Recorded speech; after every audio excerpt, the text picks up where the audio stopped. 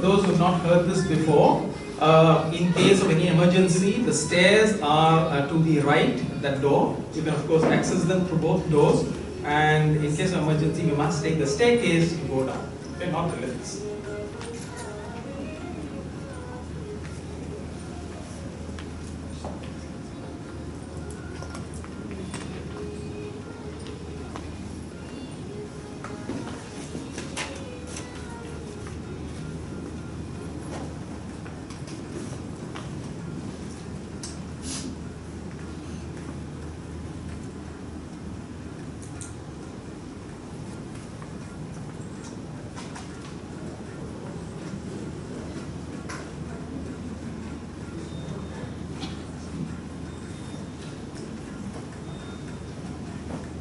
It's 7:30 and it's time to start. So, namaste, good evening, and welcome again to everybody on behalf of Hindu Center Singapore to this third and last day of the 3-day talks titled Understanding the Gem Within You.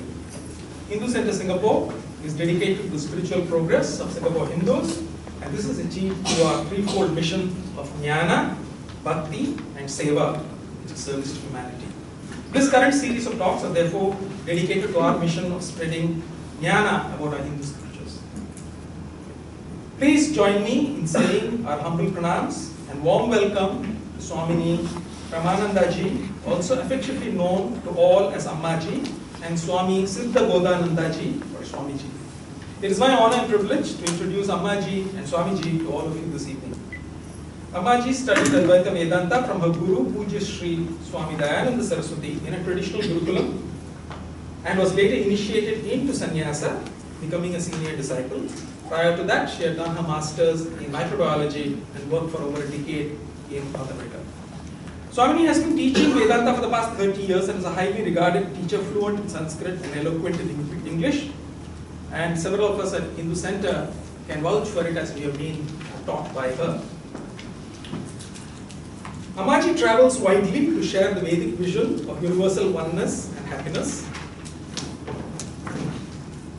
She has also visited our Changi prisons. In fact, she visited them yesterday again. She has done that even earlier and gave inspiring messages to the inmates, Hindu inmates, whom we Hindu Center volunteers counsel weekly under what we call as the Mitra program, which is the flagship Seva program of Hindu Center Singapore. Swamiji, Swami Siddha Godanandaji, has taught Vedanta and Sanskrit for over 35 years in India and overseas. His guru too was Pujya Swami Dayananda Saraswati, and he completed his masters in electrical engineering prior to that from Stanford and worked in Silicon Valley for nearly a decade. I now wish to say a few words about the important work that Ammaji has embarked on for several years with the setting up of the Purna Vidya Trust and Purna Vidya Foundation, both based in Coimbatore, South India.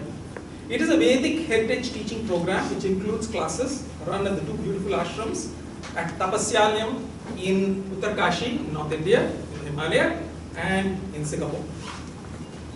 Of particular note are the Vedanta courses that Purna Vidya Trust conducts, which range from short-term to medium and longer-term graduation programs. For those who wish to commit themselves to an extended period of learning, there are 3 to 12-year courses too, apart from short courses. In addition, there is meditation, Gita Adhyayana, or learning satsangs that are being held regularly.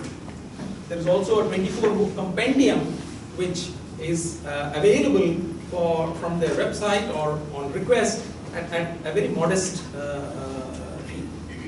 Besides bringing the message of the Vedas to us, Ammaji's initiatives are innumerable and cover an astounding array of initiatives spanning community education by way of courses and books, health, climate change, global peace, preserving Ma Ganga, including the hygiene and making sure that people understand the importance of clean water and their contribution to that, and many other such initiatives.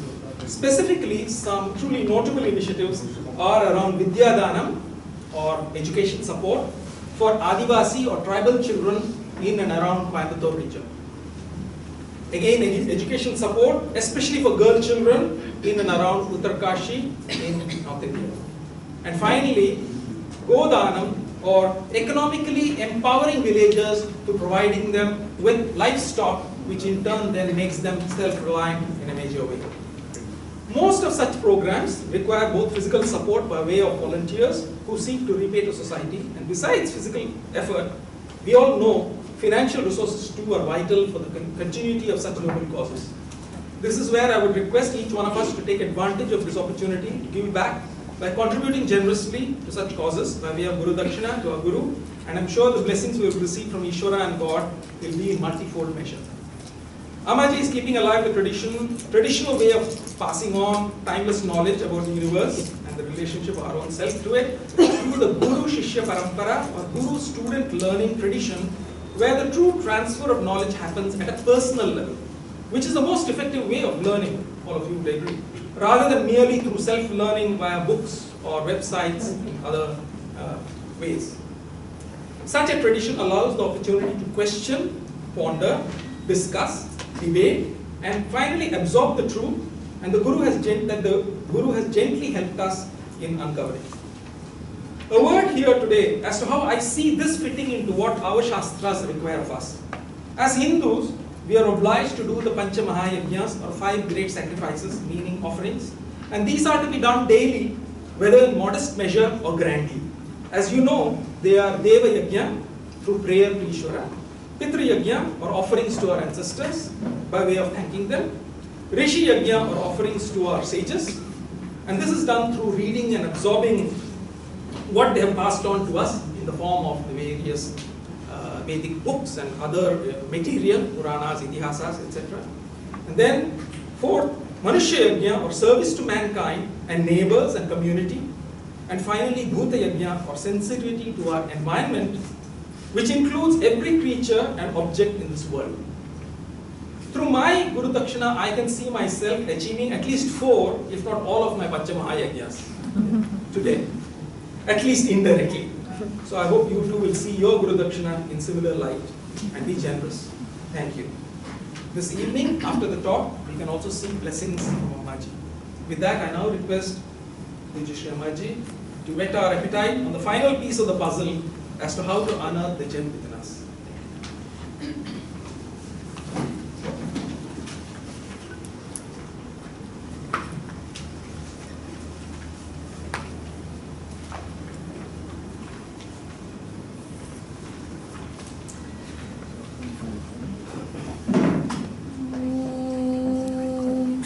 Smriti Purananam Alayam Karunalayam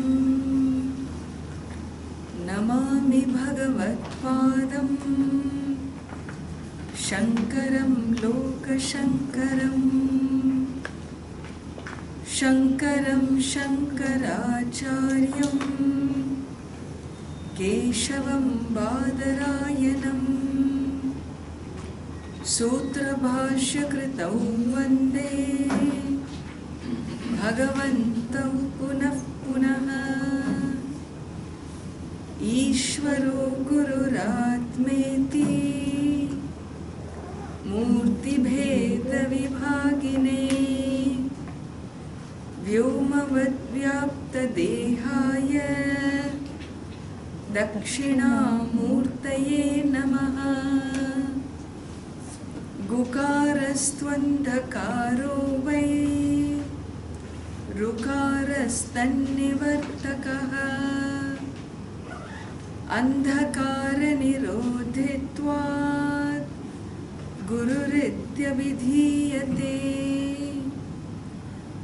Sada Shiva Samarambham Shankaracharya Madhyamam Asmadacharya Paryantam Vande Guru Paramparam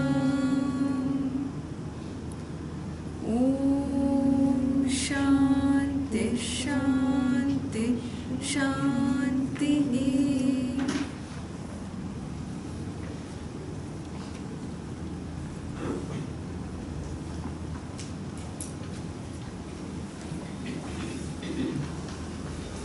As we begin,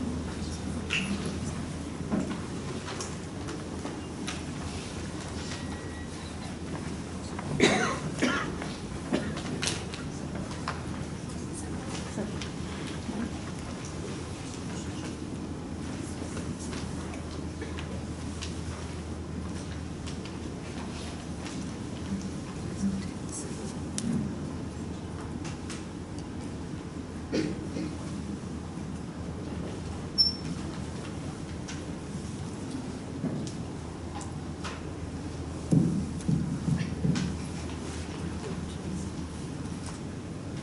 we begin, let us chant Hastamalaka Stotram from 1 to 8 together.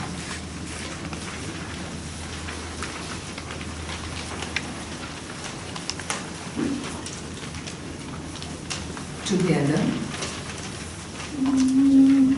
Kastum shisho kasya kudosi ganta kim namate tvam kuta agatosi etanmayoktam varachar bhagatvam matpritaye priti vivardhanosi Naham manushyo na cha devayaksho na brahmana kshatriya vaishya shudra na brahmachari na grihi vanastava vikshur na chaham nijabodharupaha Nimittam manaschakshuradin pravrittau nirastakhilopadirakshakalpaha ravirlokacheshta nimittam yathayaha sanityopaladhiswarupo hamatma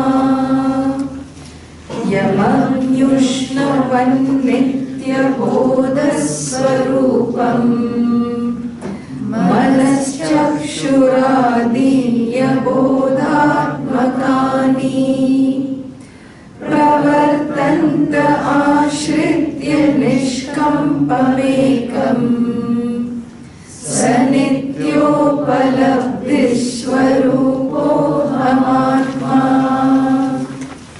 Mukhabhasako darpane drishyamana Mukhatva prithaktvena naivasi vastu Chidabhasako dishu jivo pitatvat Sanityopalabdhi swarupo hamatma Yadha darpana bhava abhasamano Mukham vidyate kalpanaheenamekam Tathadhi viyoge nirabhasako yaha Sanityopalabdhiswarupo hamatma Manaschakshurade viyukta swayam yaha Manaschakshuradir manaschakshuradihi Manaschakshuradir gamya swarupaha Sanityopalabdhiswarupo hamatma Yaeko vibhati swatas shuddha cheta Prakashaswarupo vinanevadishu Sharavodakasto yatha bhanurekaha Sanityopalabdhiswarupo hamatma Sanityopalabdhiswarupo hamatma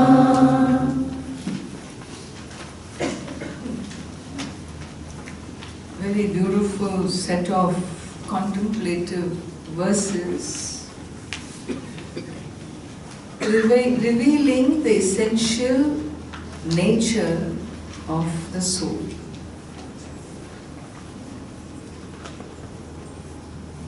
as we mentioned on the first day,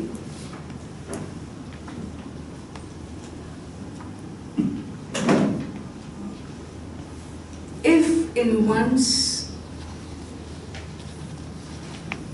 perception, one's belief system, if in one's philosophy of one's life,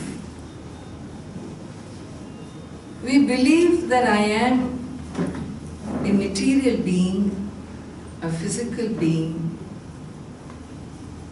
then my perception of the world, my outlook of the world, and what it can provide me will also carry the same formula, wherein for me physicality will be my last word. What the material world is about, it's meant to provide me materially comfortable life. And in that comfort will be my happiness, is a belief system. Well, if that belief is true, I'm on track to successfully achieve that happiness. If the belief system is not true, then I am in big soup. Because my life pursuits have put me off track, not only taking me to destinations that I don't want to go, they are distracting me away from the destination I really want to go. And therefore it is very important that we understand what is it that I really want out of my life. Without a fundamental basic question, my energies expended day after day, it better be applied practically, pragmatically towards the outcome that I want to achieve. And therefore it is important that this belief system be questioned. Whether my perception is right or not.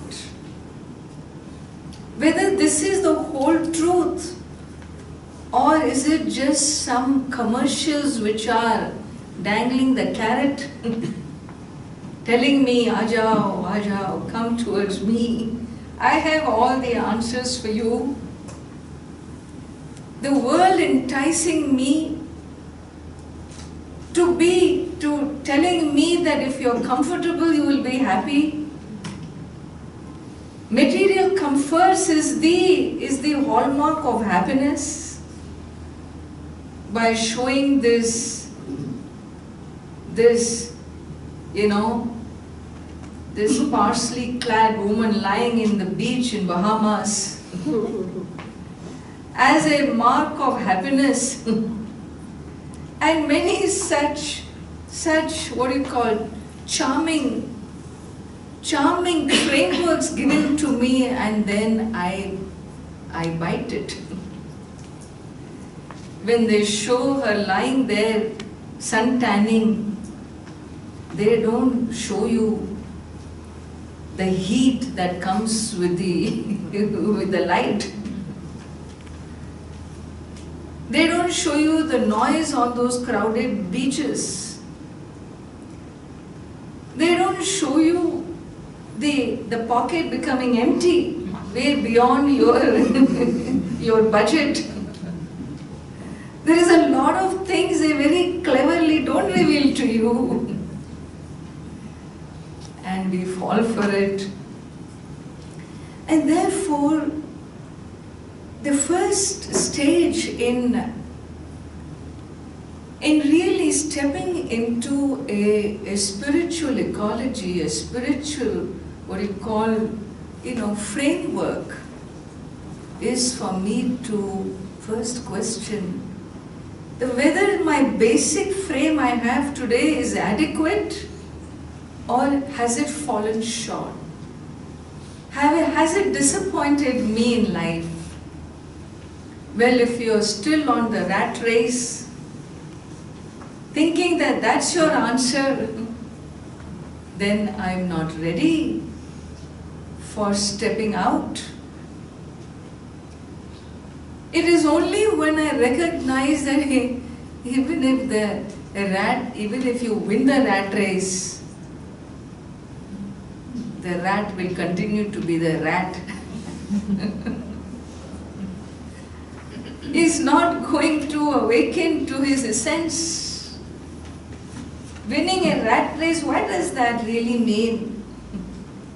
Because if I begin to question deeper my pursuit, well then I have arrived at the starting point. And we saw yesterday how this great truth about what I'm looking for, that diamond, that pearl that I want, the jewel that I'm searching all over the planet, in different countries. I hop countries looking for jobs. I hop jobs looking for success. I keep hopping definitions of success looking for deeper happiness. And we are told, hey, come on, slow down. Just stop for a moment. Just stop for a moment and re-look at what you have done. If you don't stop, then we get a force to stop. Universe makes you stop. It's called midlife crisis. Allows you to go your way for some time and then comes tightening of the belt. And I'm made to re-look, rethink. The empty nest syndrome, the midlife crisis, this is all great boons. It's not a disaster. Why? Because it's now time. It's still midlife. I have a long way to still go. Let the years that are to come be lived more wisely than the years that have gone by. And therefore, every crisis, when you talk to a psychologist, it is a treasure house for what? For growth, for re-understanding, recasting your outlook, is it not? Is comfort proportionate to happiness? Is discomfort proportionate to unhappiness? How do you measure? I'm economically uncomfortable and therefore I'm unhappy. I look at this man, 25 years later, he has moved several countries and jobs and even wives, And finally, after 25 years, when I meet him, hey, now are you happy? Ammaji, happy theriyade. I'm comfortable. Earlier, 25 years earlier, you were uncomfortable, unhappy. 25 years later, you are comfortable and unhappy. That's the only success story. You comfortably continue to be depressed, restless, needing, wanting. And what does this mean? Thus, when I question this great tradition, spiritual tradition of Advaita Vedanta opens up. something very powerful for us and reveals to us, hey, you are not who you think you are, this physical being, searching for eternal happiness, searching for a spiritual answer.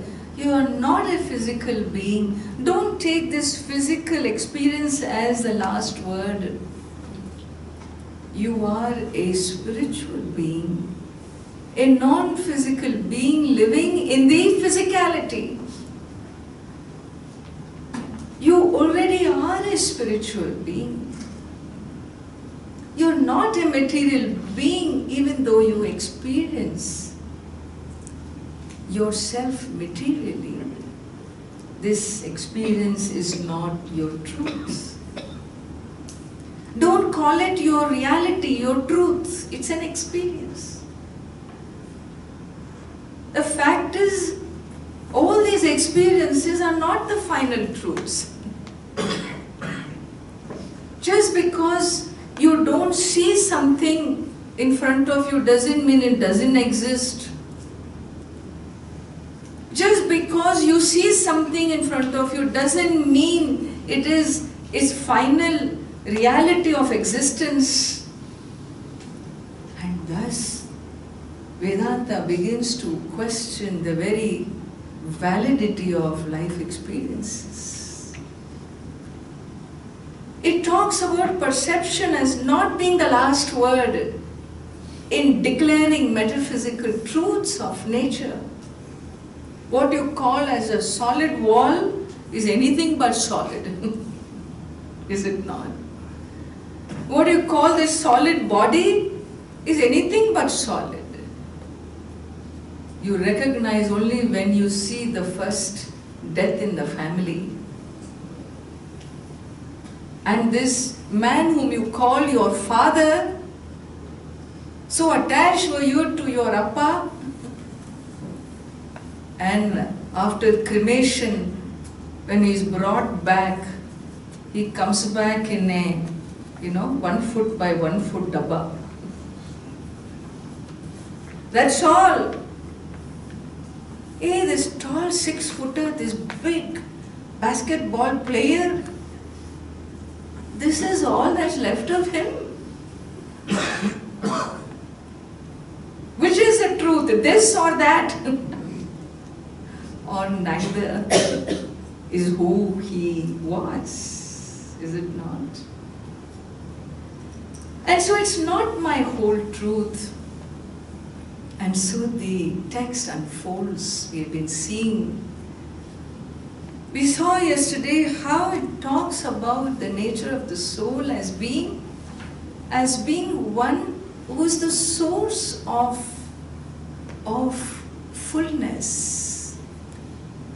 I am the source of fullness, limitlessness.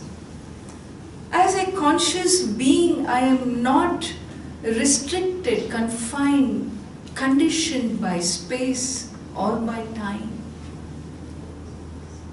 The nature of the soul is no different from the essence of the infinite. This is how we are made to understand, made to know who we essentially are. We saw how something that we consider so solid called kala, time, doesn't even really exist.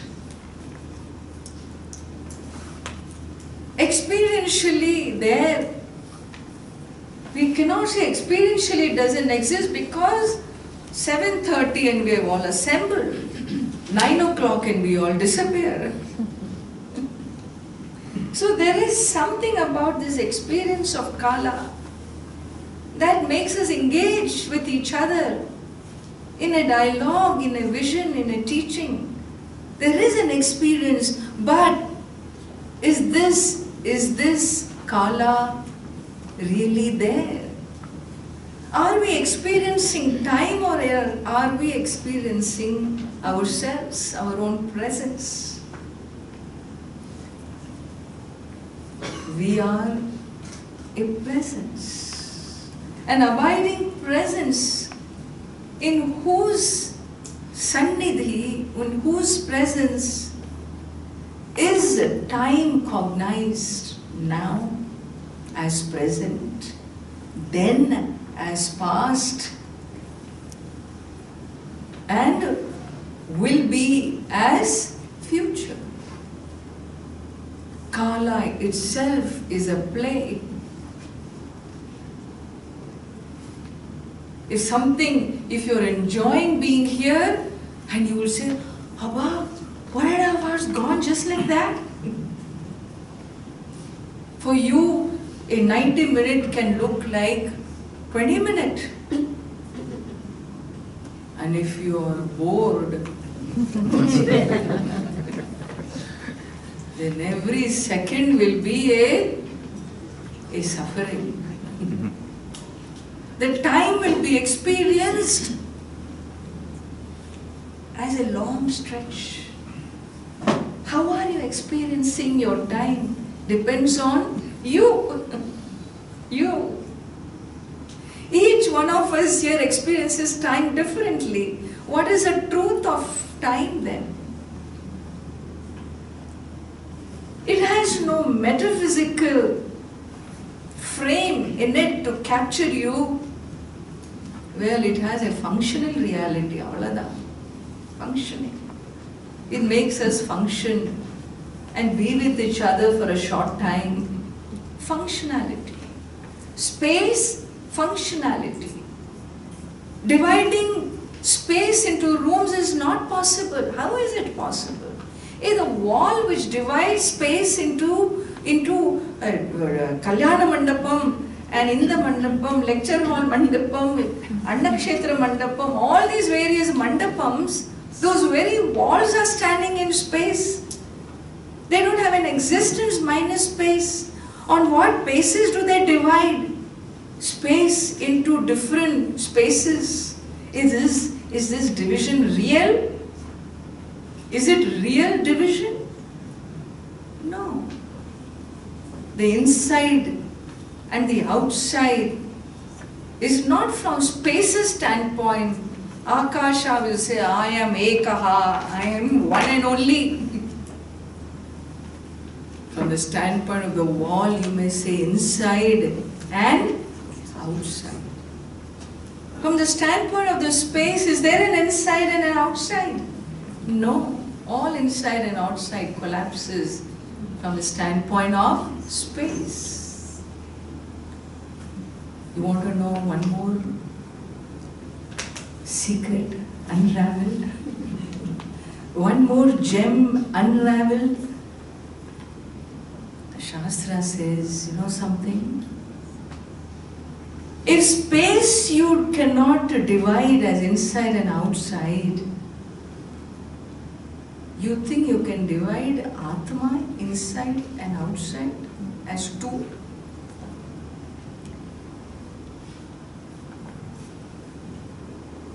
This division of me and you is itself an illusion.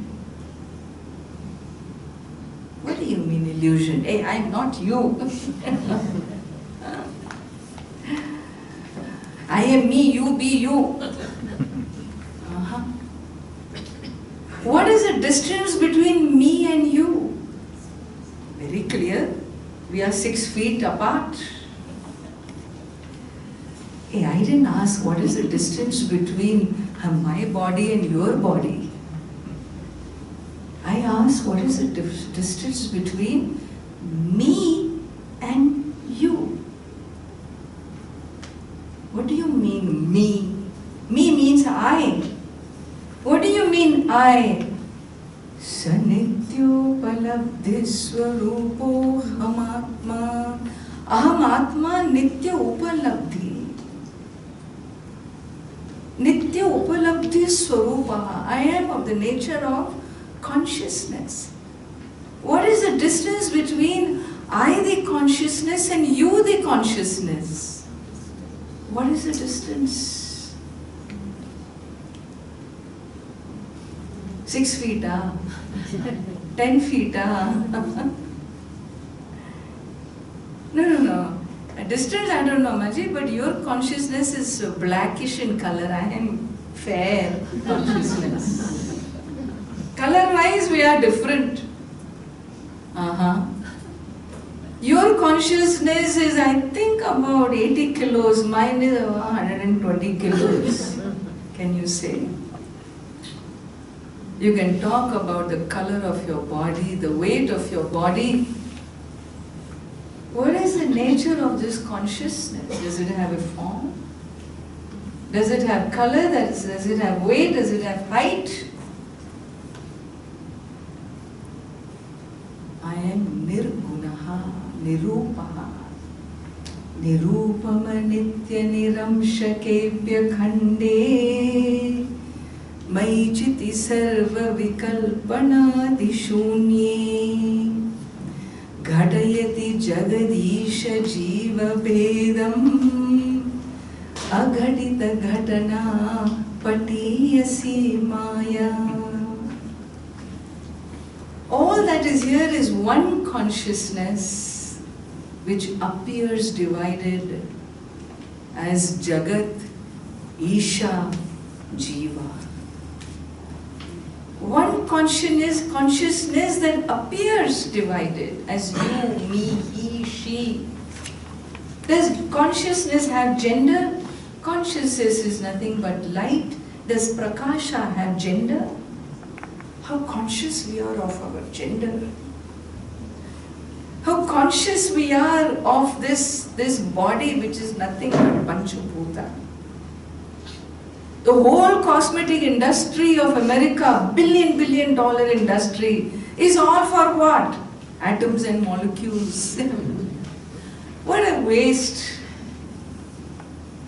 What a waste of our time and energy and money going behind that cosmetic industry and cosmetic surgeries. Recently I saw somebody send me a clip of this woman, you know. She has the smallest waist in the world.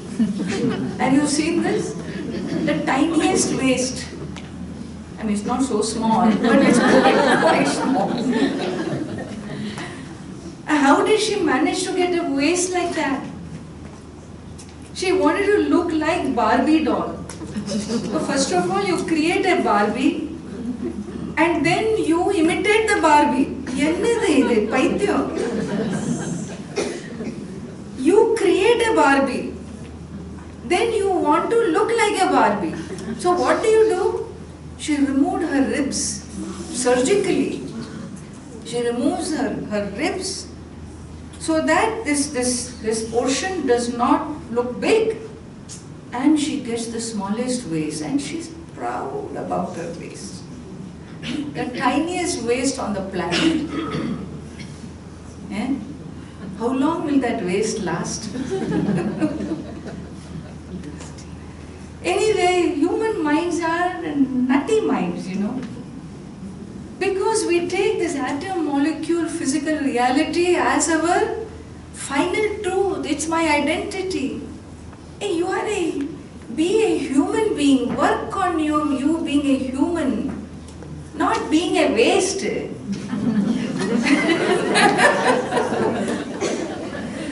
Don't work on you being a blonde and a blue-eyed. Blonde is all jadam. There is way more to you than this color of the eyes, or this dead hair on your head, or to just be a waste, or what? What a tragedy. And so here it is. Here we are shown our height, shown what this human consciousness is capable of achieving, getting there. Where? Into your own source. Because you will never rest with anything less. Fallibility is not something a human heart can ever accept. That is why we end up being fault finders, you know. Always finding fault with the world, because we cannot accept fallibility. Vedanta says the infallible is you. Atma is infallible. There is nothing that you can do that will ever fail you. Your existence, your essence is that you are an infallible being. And that which is infallible is the infinite truth. That truth is one, is the nature of the divinity you call God, or you call soul, the self. And this purpose of this human life is what? The Shastras say, look, the real purpose why you were given a human life and this wonderful faculty to choose, to become self-aware, enjoy a consciousness that can reach the heavens, your highest nature. And if you don't use this faculty of choice given to you to own up, to wake up to that truth, then you have wasted your life away. The Upanishad alerts us, He Atmanam aviditva asmad lokat preti sakripanaha. He is a kanjus. Kanjus na miser. As a Mumbai wali, I will add, he is a makhi chus. A real essential miser. An organic miser. Who is an organic miser? You know, in Mumbai you see this. What? I have not seen so far. But they say makhi chus means, no, you buy a cup of tea from in the restaurant. And Mumbai being what it is. And by the time it reaches you, the waiter leaves it on the table and walks away. And before you lift this cup, a fly falls in this tea. It is called makhi. Now what to do? You don't want to waste the money, no? After all, you have paid for it.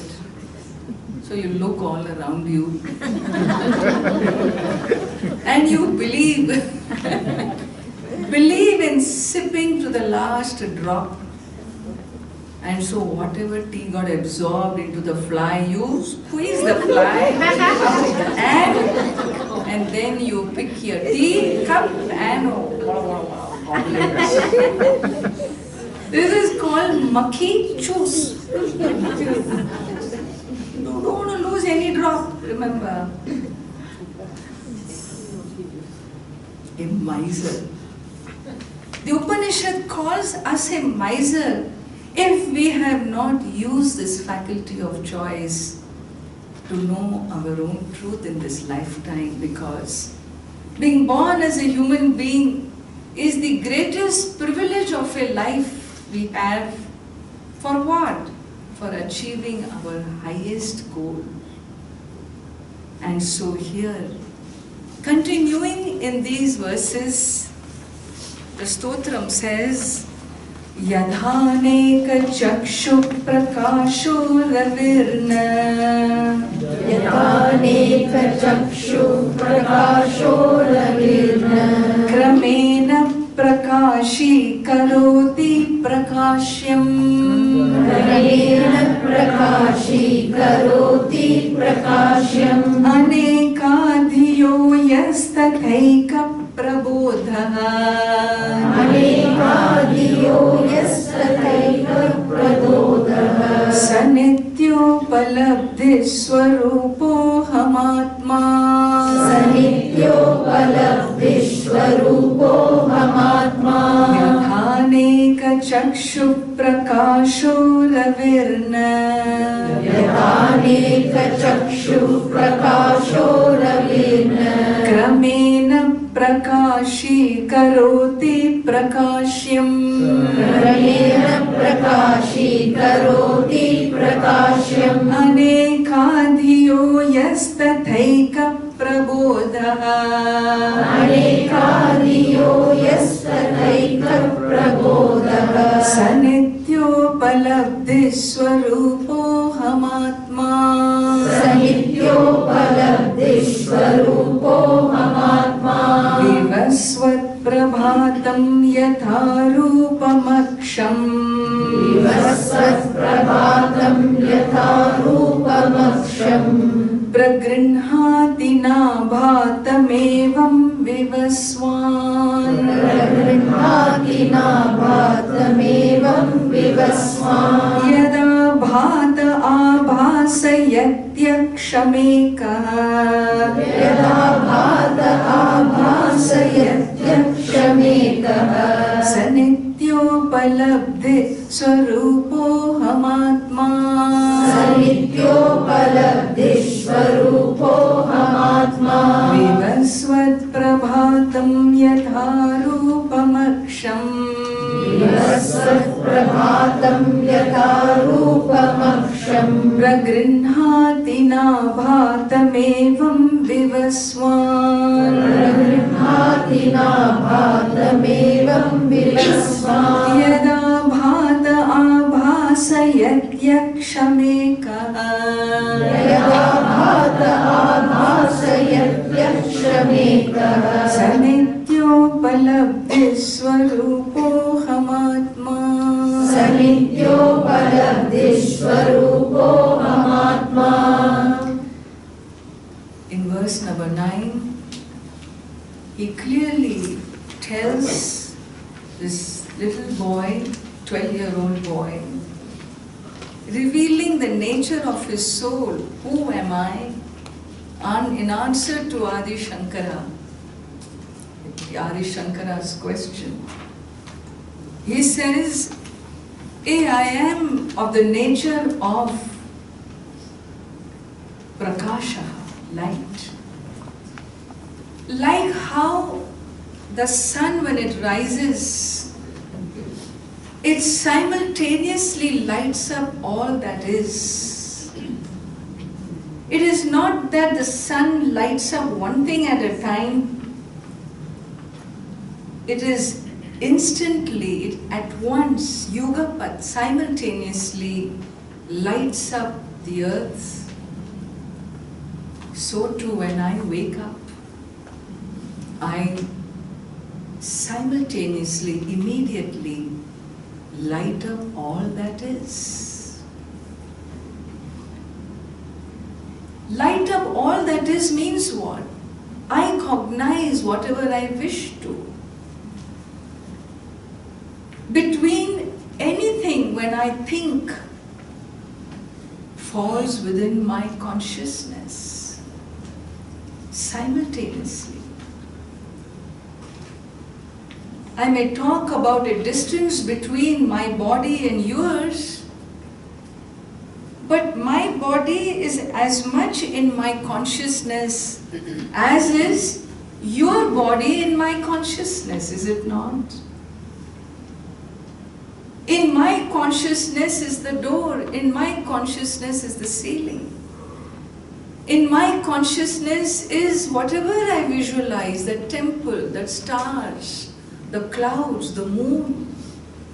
Think of anything, is it outside your consciousness? Every thought conceived is inside. Anything perceived is inside your consciousness. Whether it is on earth or in the heavens, Yugapat, simultaneously consciousness lights up all that is cognized, all that is thought of. And so it is like the sun, is a comparison that is made. Not only that, he says, there is a eternal element, a factor that ever silently exists that we tend to miss. When you perceive an object, right? To perceive an object, what is it you require? You will say, I require the object and I require the perceiver and the perceived, the seer and the seen. Rendu venu illaya? The seer, aksha, next verse says eyes, and the object seen. Try to see the object without this third factor. What third factor? The third factor is light, no? Without light, can you see any object? No, I can't see any object, but I don't know if light exists. What do you mean you don't know if light exists? Because I don't see light. And you don't see light. When you stand in the day, 8 in the morning, you don't see light, but you see what? Objects reflected in light, is it not? Light doesn't lend itself to be seen, but it exists. How do you know it exists? Because it reflects. In its presence, in its sannidhi, in its presence, objects are cognized. Try seeing the same objects minus the light. Can you? No. That means I see the world in reflected light. The Shastras say, you don't still have the whole truth. The truth is, even if you have the object and you are the perceiver, you have your eyes and you have the light, still you will not be able to see unless there is a fourth factor.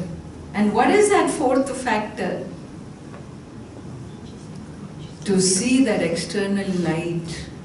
Yes, you need the eyes, but for the eyes to be able to see the external light, it needs the light of the soul. Is it not? And therefore, where is the real light? Which is the final light? Which is the final light? For the blind man with his eyes open, the object is there, the outside light is there, but that light which shines behind the eyes, right, is not able to radiate through those eyes, and so you don't see. Even though he doesn't see, does it mean that he doesn't exist? There is a conscious being that is ever behind all perception. The nature of that conscious being is not restricted, is not confined by space or by time. It ever is as a presence, and therefore own up your own essence. How should I own up my essence? How? When you say it feels okay. I understand, I think I see what you're saying. But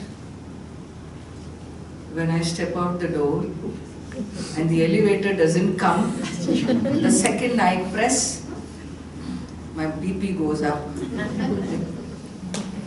I find myself really going into a different mode. Or if I see that person in the audience that I never wanted to see ever, he also showed up for this class. What does he have got to do with Vedanta? And then he lands up in the same elevator going down. All my declaration of oneness is over. So what should I do? He explains, saying, यथा सूर्य एकोऽप्यनेकश्चलासु यथा सूर्य एकोऽप्यनेकश्चलासु स्थिरा स्वप्यनन्यद्विभाव्य स्वरूपः स्थिरा स्वप्यनन्यद्विभाव्य स्वरूपः चलासु प्रभिन्नासु दीष्वेक एवम् चलासु प्रभिन्नासु दीष्वेक एकम् स नित्योपलब्धिस्वरूपोऽहमात्मा नित्योपलब्धिस्वरूपोऽहमात्मा यथा सूर्य एकोऽप्यनेकश्चलासु यथा सूर्य एकोऽप्यनेकश्चलासु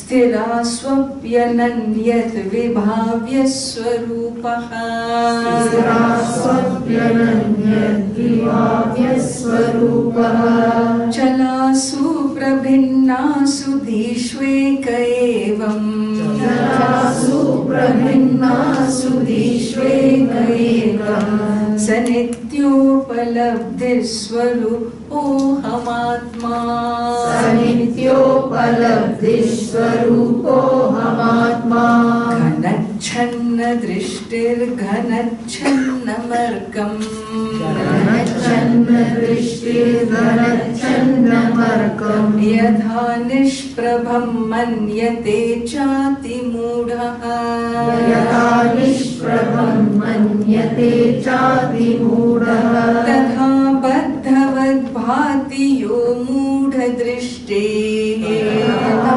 बद्धवद्भाति यो मूढदृष्टेः स नित्योपलब्धिस्वरूपोऽहमात्मा स नित्योपलब्धिस्वरूपोऽहमात्मा घनच्छन्न दृष्टिर्घनच्छन्नमर्कम् घनच्छन्न दृष्टिर्घनच्छन्नमर्कम् यथा निष्प्रभं मन्यते चातिमूढः यथा निष्प्रभं मन्यते चातिमूढः तथा बद्धवद्भाति यो मूढदृष्टेः तथा बद्धवद्भाति यो मूढदृष्टेः स नित्योपलब्धि स्वरूपोऽहमात्मा स नित्योपलब्धिस्वरूपोऽहमात्मा. So one very important thing is spoken of here, and he says,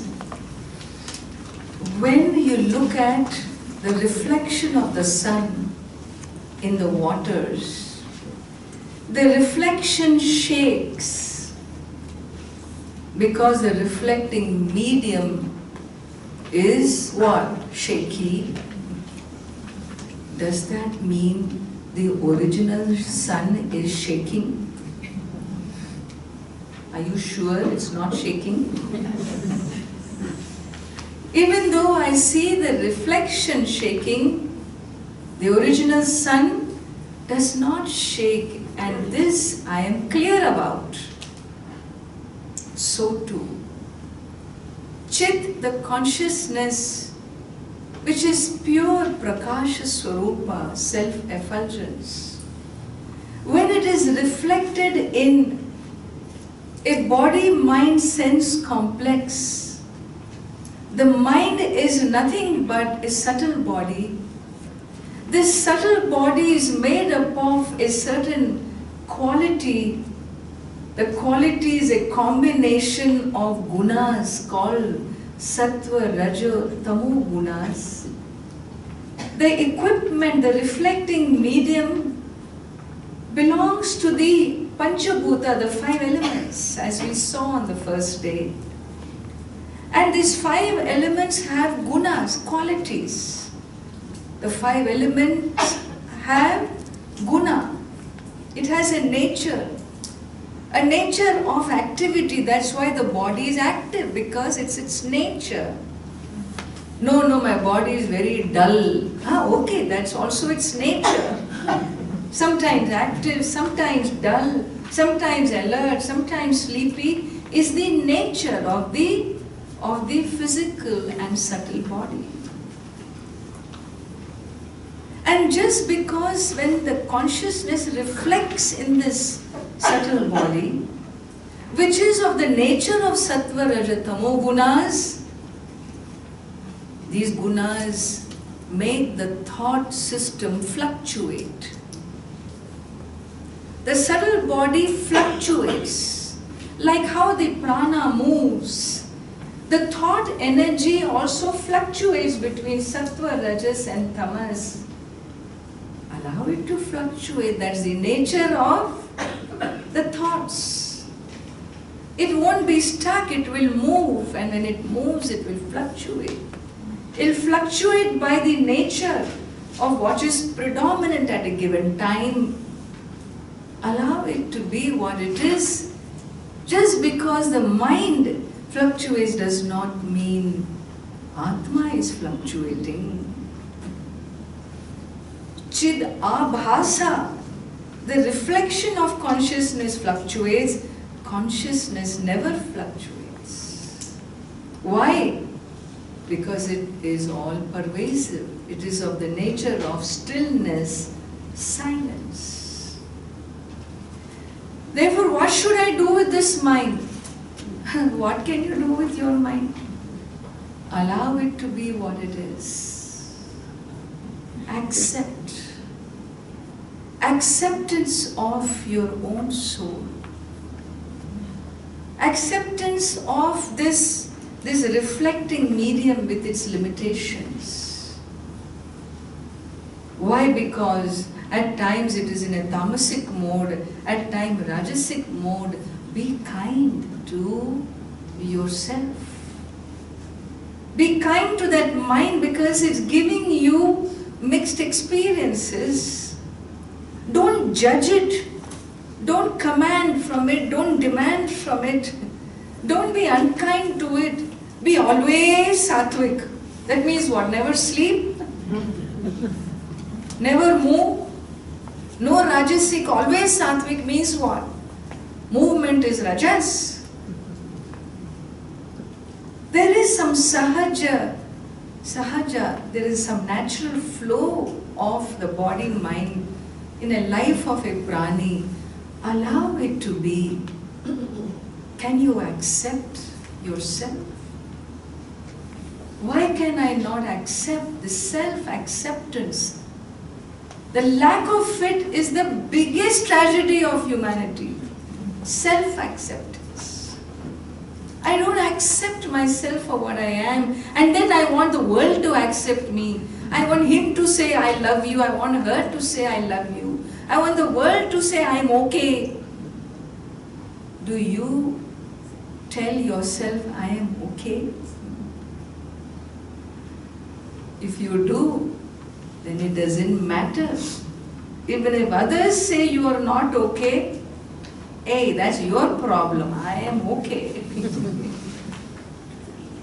I am okay. Self-acceptance. Accepting your own body-mind sense complex is one of the biggest breakthroughs in a spiritual life. It is lack of self-acceptance that makes me feel so insufficient, so inadequate, so needy, so greedy. Where does all that greed come from in humanity?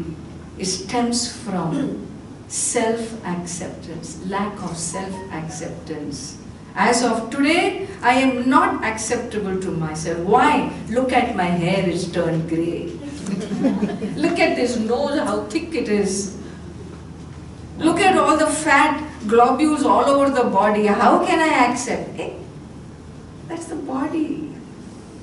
That's why our idea of beauty used to be very different those days. I like that. In the 70s, beauty means chubby, you know. Really. I remember on the TV that there are those women used to give those news, you know. So rounded they were, so healthy, chubby. That was the model of beauty. Today, on Pune, she will fall. That's it's frightening. We keep changing our perception of what is acceptable. Physical inacceptance, mental inacceptance, prana inacceptance. What is it in you that you accept? If I don't accept myself, even if Bhagavan were to come and say, you are okay, you say, no, Bhagavan, you don't really understand. He says, come on child, you lack nothing, I have given you everything. You think you gave me everything, but do you know? That was given to my twin brother, not to me. You made a mistake. Why? Because internally, I am inacceptable. So here we are given an insight into knowing that the nature of the mind is a composition of sattva, raja, tamo gunas. This is the sahaja prakriti of the body of the 5 elements, and therefore accept. What is impermanent, accept impermanent as impermanent, then you are ready to awaken to who you are in your essential truths. But what we do, he says we are ati mudaha. This 12-year-old says, this ati mudaha, look at the 12th verse, this muda drishti, who is an ati muda? Muda is a fool. Ati muda in Sanskrita, a sophisticated way of saying God, is a special title. What is the special title? Exalted fool. Ati muda is, you are the king of all fools. Who? Ghanachanna drishti, ghanachannam arkam. When the cloud has covered what? Your eyes. From noticing the sun, what do you say? An exalted fool will say, the sun is covered by the cloud. The cloud has covered the sun. Can cloud ever dare cover the sun? Ghanachanna drishtihi, ghanena channa drishtihi. One whose vision is covered by the cloud considers the sun to be covered. Ghanachannam arkam. Arka is sun. The sun is, he says the sun is covered. Your eyes are covered by the cloud. Who are you? You are a ati mudha. You are an exalted fool. Same way he says, this person, really speaking, ignorance, self-ignorance has covered the buddhi, the intellect. And it never can cover the soul, the atma. Atma is ever effulgent, which reveals the covered buddhi also, saying that you are ignorant about who you are. But I think atma is covered. And therefore he says, Muda drishte, the self can never be covered by ignorance. It is the mind which is covered, and therefore this knowledge is inevitable. You must know who you are. And who am I? Look at verses 13 and 14. Samasteshu vastushvanusyutamekam.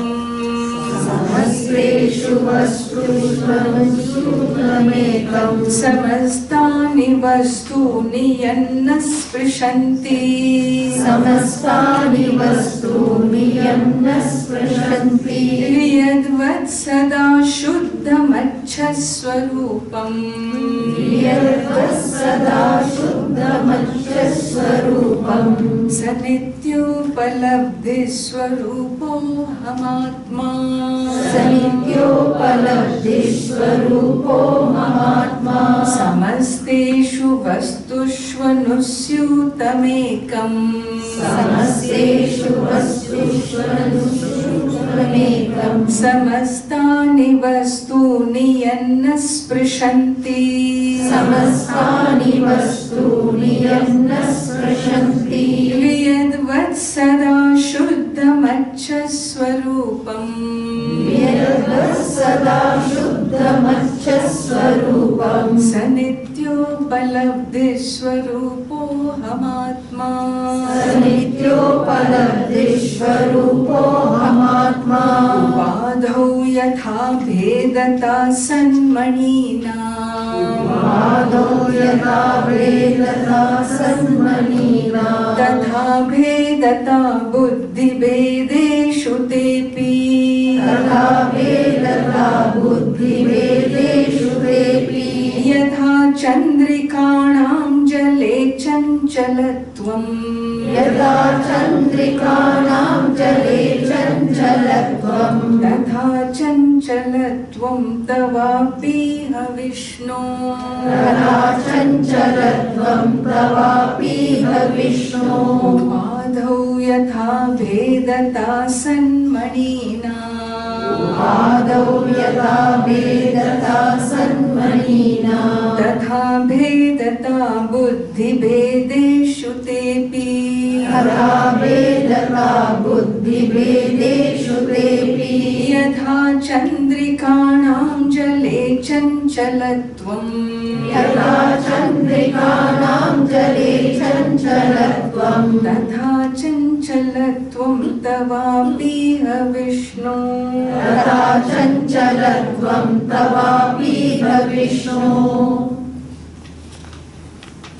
And so here he says the nature of who you are is acha, is pure, is clear, is untouched by the nature of the reflecting medium. The body has conditionality. It is born, it will be gone. The mind has chanchalatvam because the nature of the mind is a combination of sattva, raja, tamo gunas, and hence it is changing nature. Allow it to be what it is without you wanting it to be different. What is changing will change. You are not the changing I. You are the unchanging pure consciousness. You are one whose truth is this essential being. As the changing nature, there is an interaction between this physicality and the outer physicality. How does that interaction happen? It happens in the life flow called the karmic flow, the karmic blueprint. Every one of us is here with our karmic blueprint. But Atma, the soul, is not a doer, a karta. Yet we are in a karmic blueprint in the physicality, and therefore know this karmic path.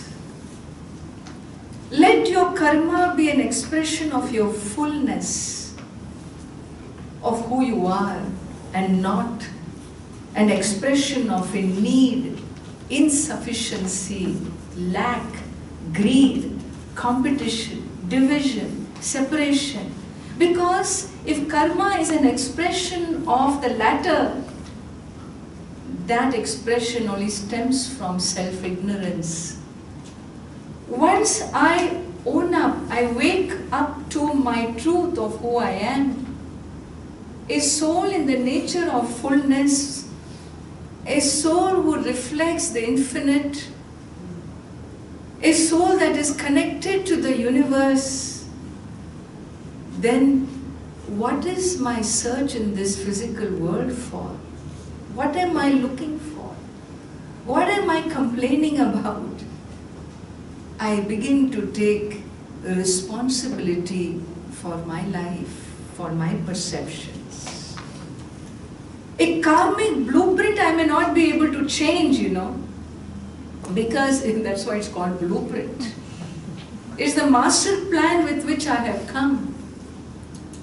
And in this master plan, we don't know what each of us planned up there before arriving into this body. We don't know. That knowledge has been kept as a cover. But it is unfolding the way it is meant to unfold, to teach me lessons of the main purpose of why I am here. And therefore, let me rise to that. I may not be able to change my master plan, but I can definitely change the way I look at the master plan, is it not?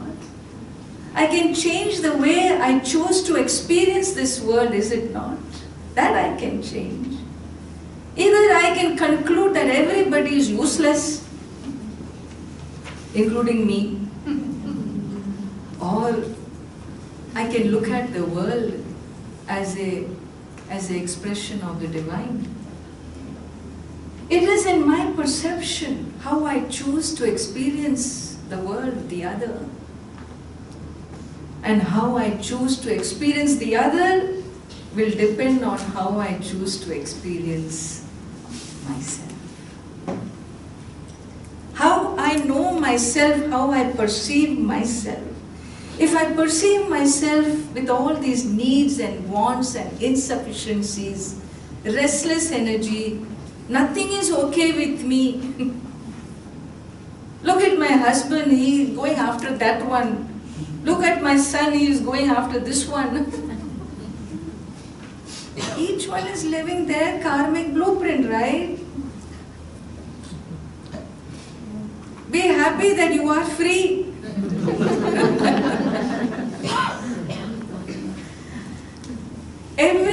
Every situation has its pluses and minuses. Every situation has its challenges. I don't underwrite challenges in life. But every challenge is meant to teach us a lesson in growth, in forgiveness, in unconditionality, in a capacity to be able to rise to my truth and say, hey, it is this karma that has, my own karma has brought me this experience. Instead of fighting with life, fighting with life is like fighting shadows, Hey, I only created this life. What I experienced today is what I did yesterday. That's what law of karma says. If I experience happiness today, is because some punyam has manifested in a happy situation. Like I said the other day, my friend has been playing the lotto for the last 5 years. I just accidentally thought of joining him today and I hit the jackpot. This is, what can you say? This is called a windfall of punyam right on my head.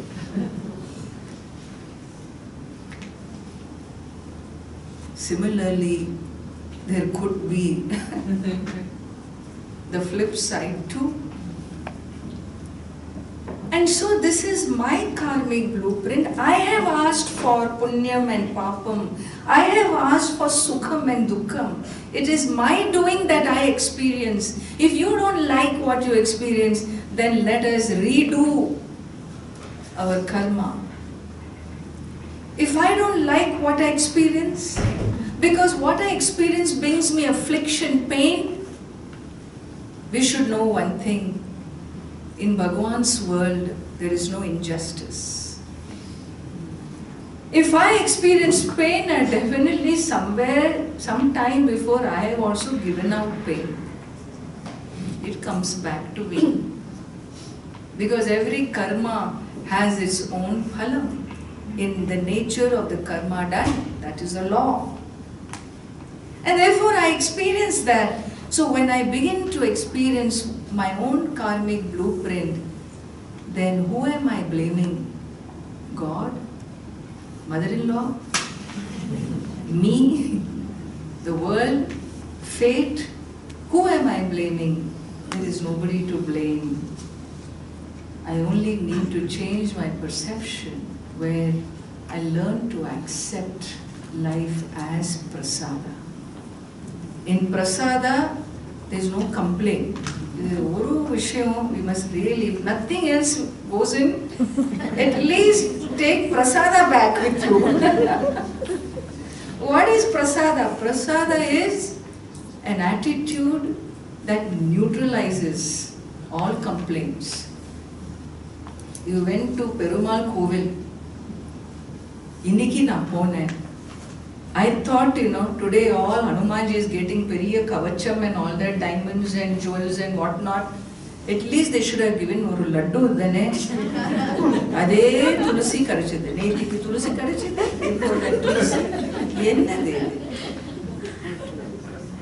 Whether it is tulsi, or it is laddu, or it is tirtham, or it is kalkan, whatever comes in your hand, where does it go first?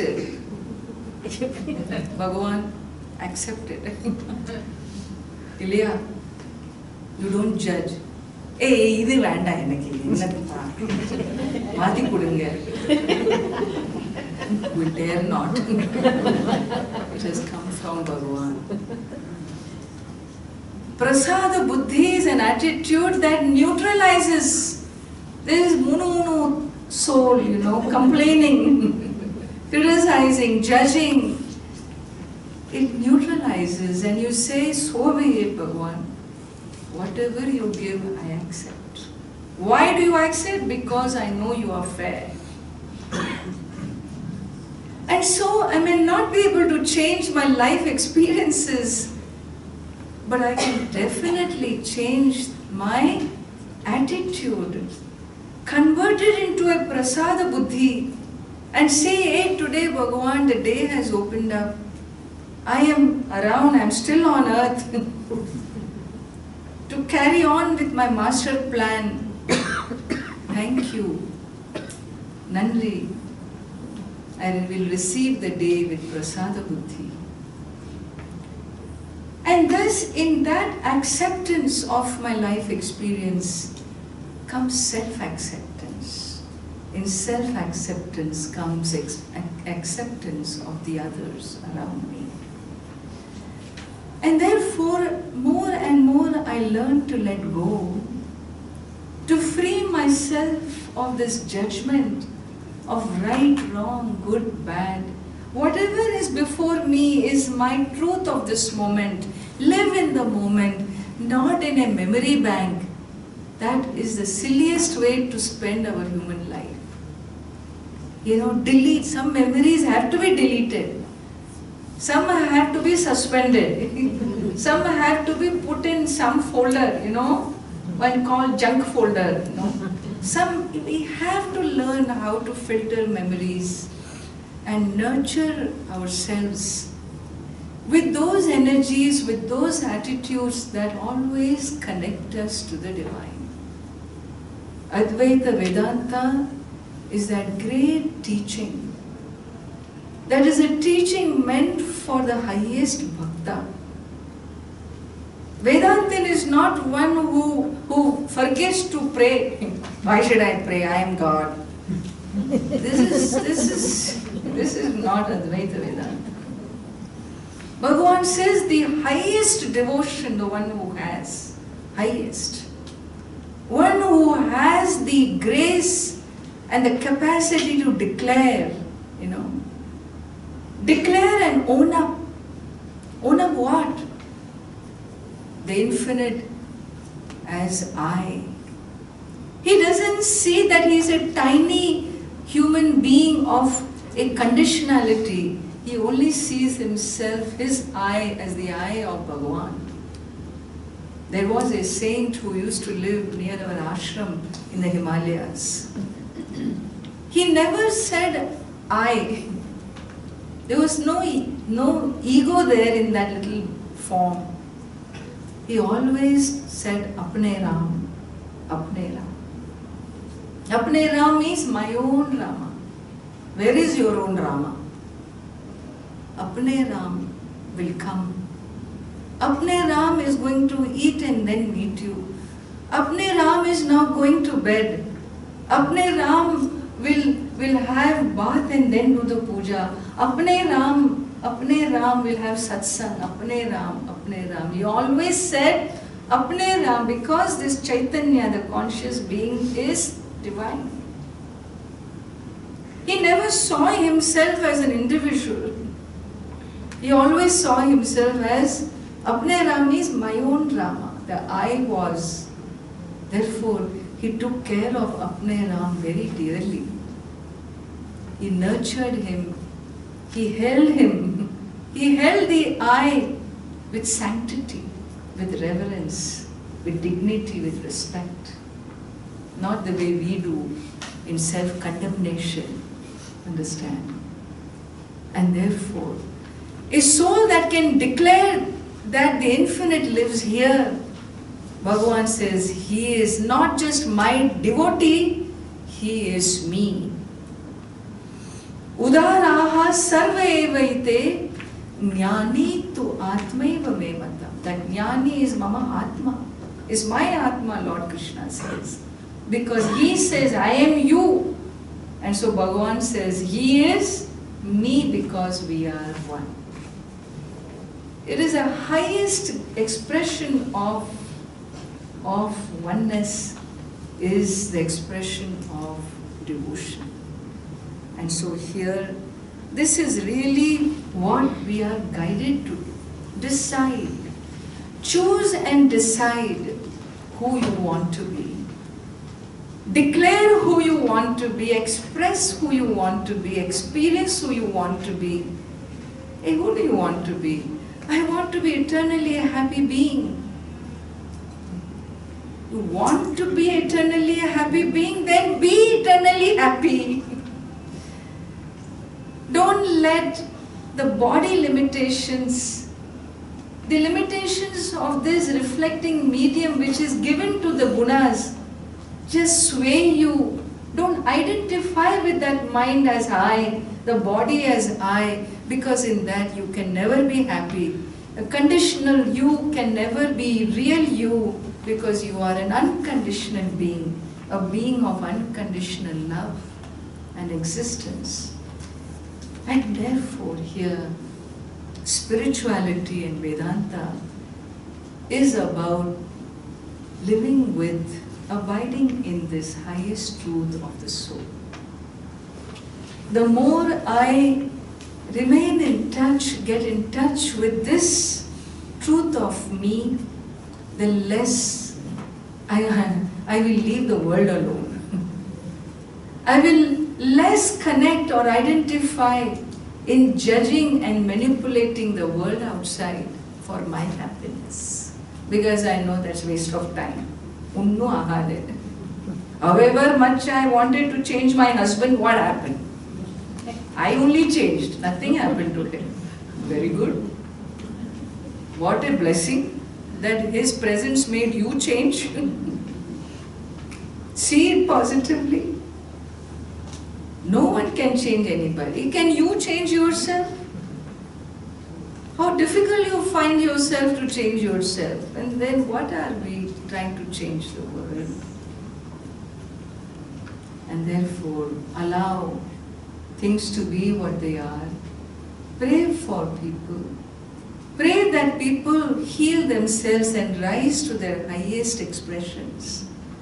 Let us not live in such strictures and conditionality where we are suffering unnecessarily.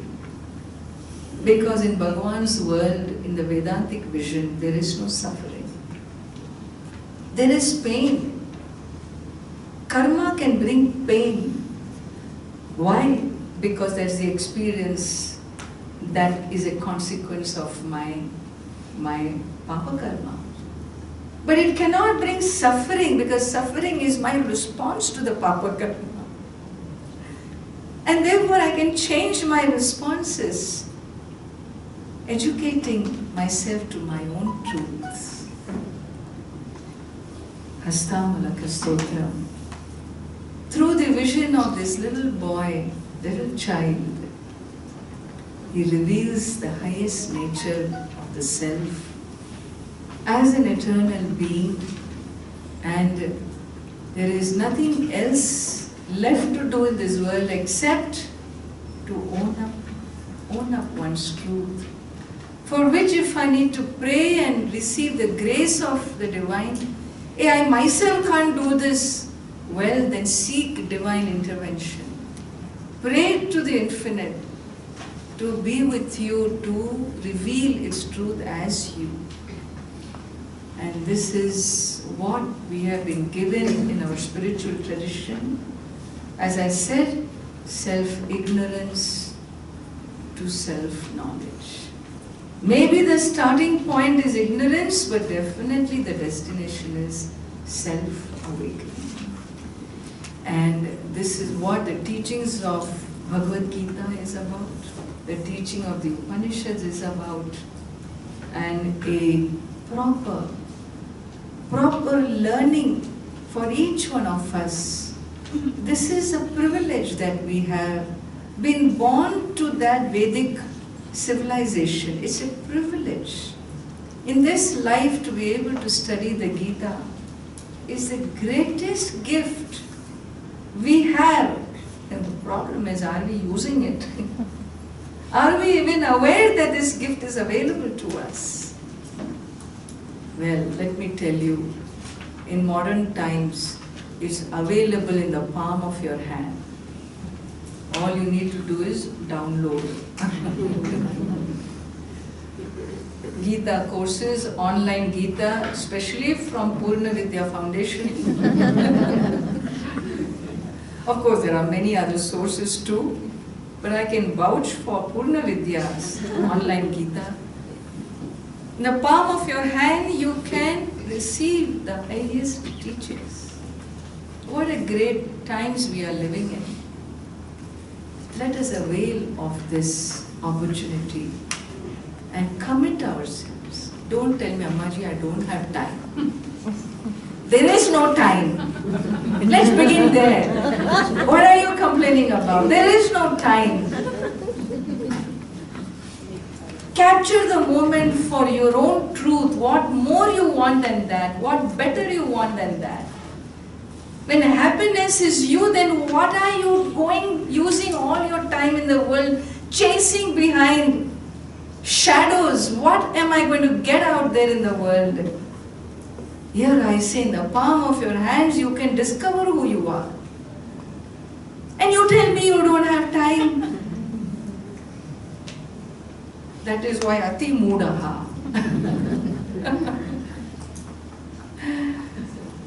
We cannot deny ourselves something like this.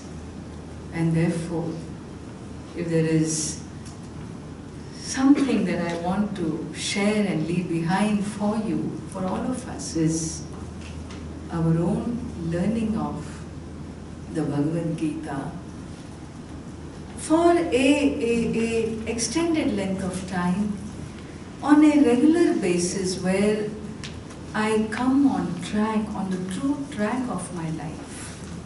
Once I get into my own true rhythm of moving forward, then other aspects are put properly in perspective, really.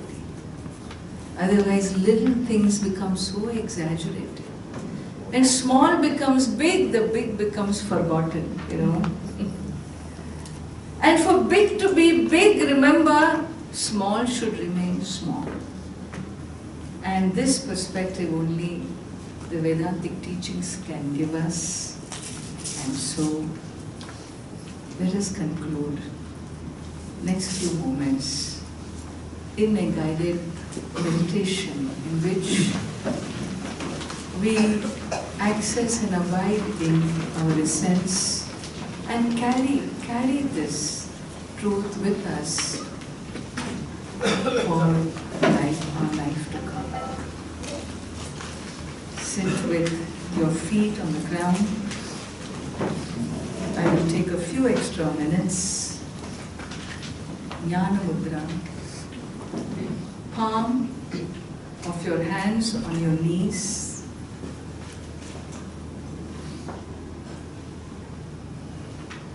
And gently, softly close your eyes.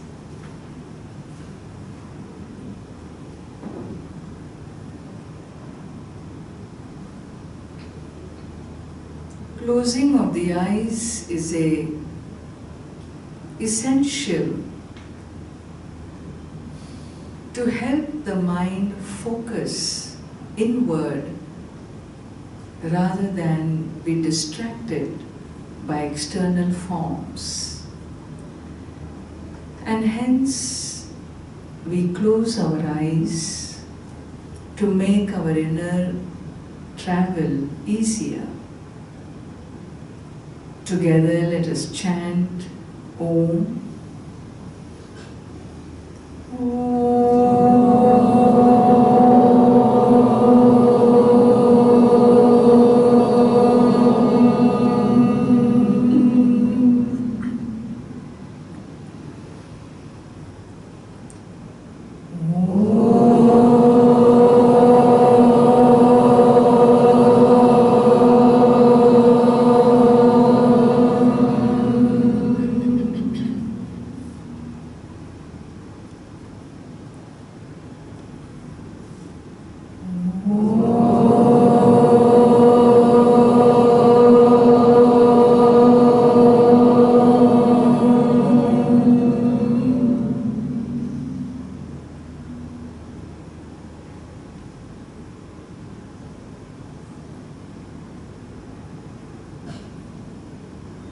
Visualize your form in which you sit.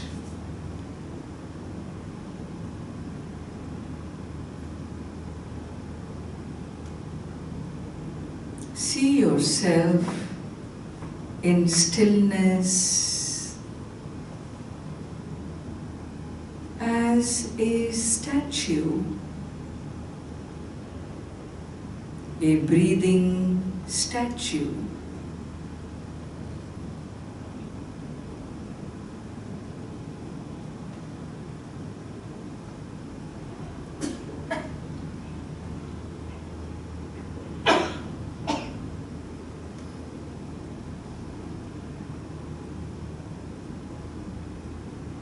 As I am today,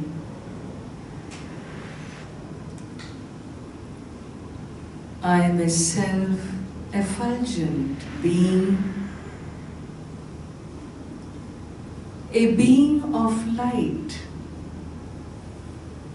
a being of unconditional love.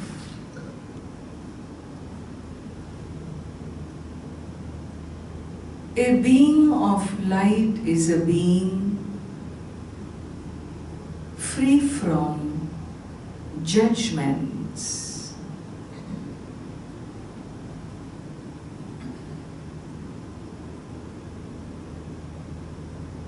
I abide in my fullness. I am complete as I am today.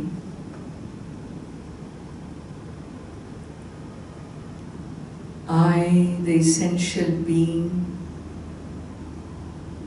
lack nothing.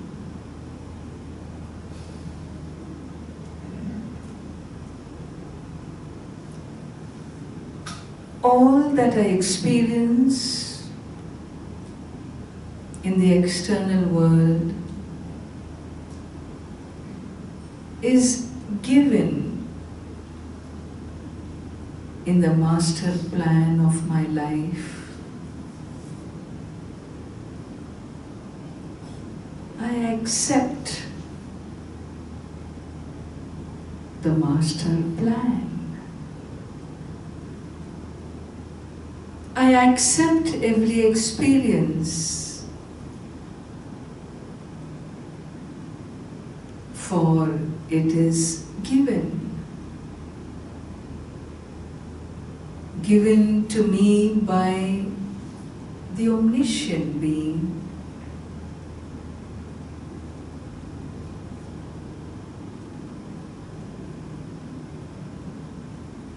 I do not resist or fight or look at myself a victim of circumstances.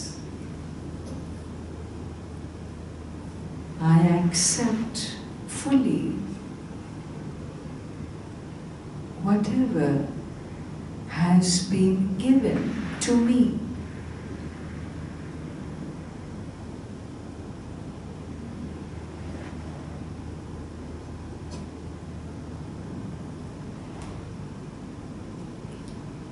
I accept this father, this mother. I accept my brothers, my sister.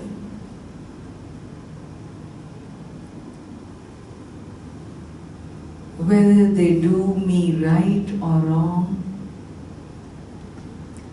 whether they afflict me or bring joy in my life, they are all part of my blueprint. In every relationship I have, there is a lesson for me waiting to be learned.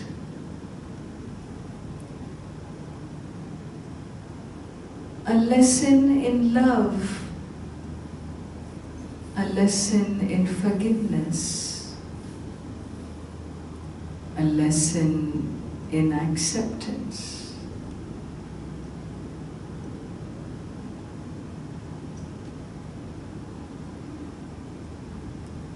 Like I accept the sunrise, not wanting it to be any different. Like I accept the birds flying across the skies, not wanting it to be any different.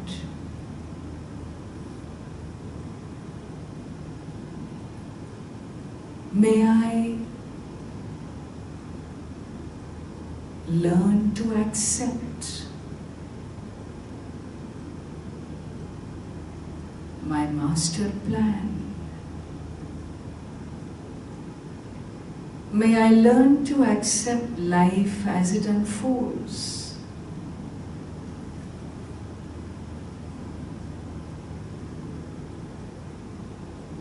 May I learn to accept what cannot be changed.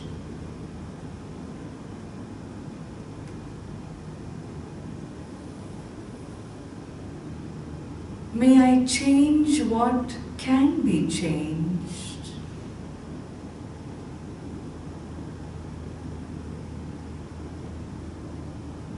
May I know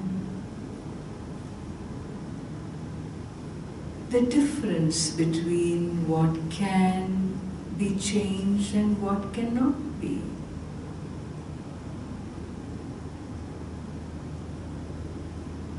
May I have the wisdom to recognize, to be objective, to remain centered, to express my activities out of fullness and peace.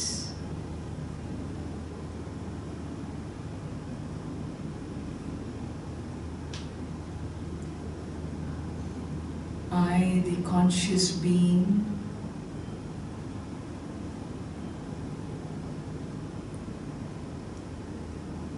am a being of effulgence, light, unconditionality,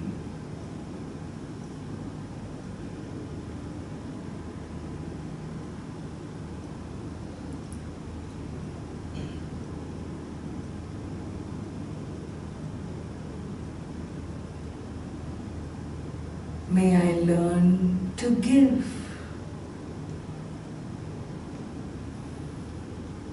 As I am the source of love,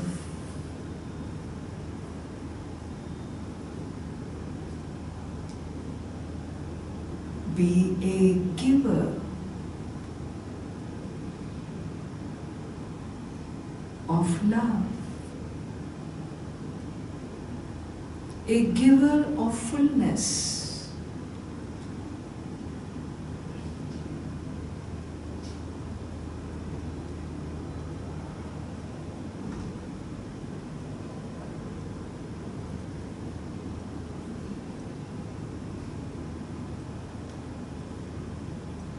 A giver of nurturance, acceptance,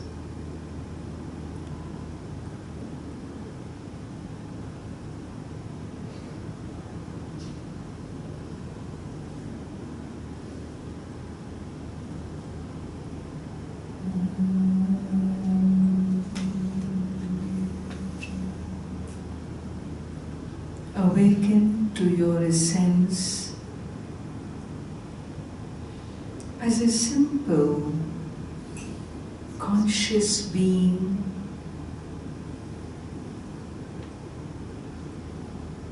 in whose presence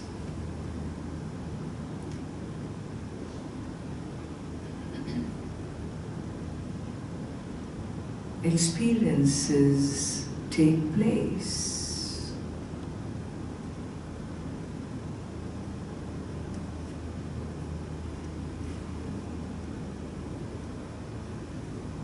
Abide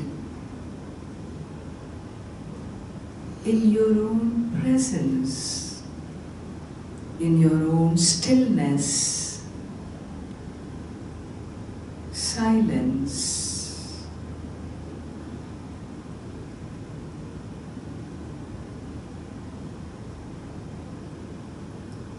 For there lies eternal peace.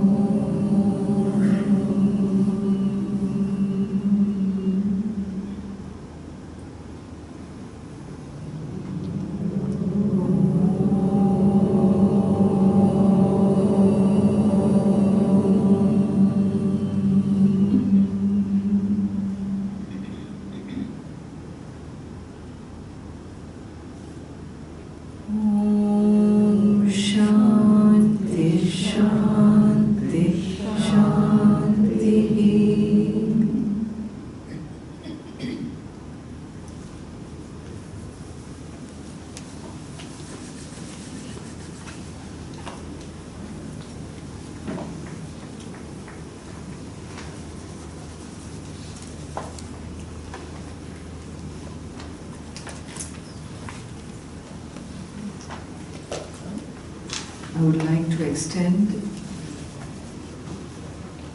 a personal invitation to all of you as I return to India in the next few days, where we have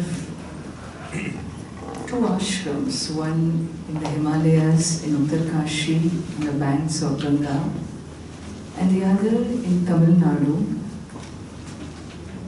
in Coimbatore. In these two places, my teacher Swami Siddhabodhananji and myself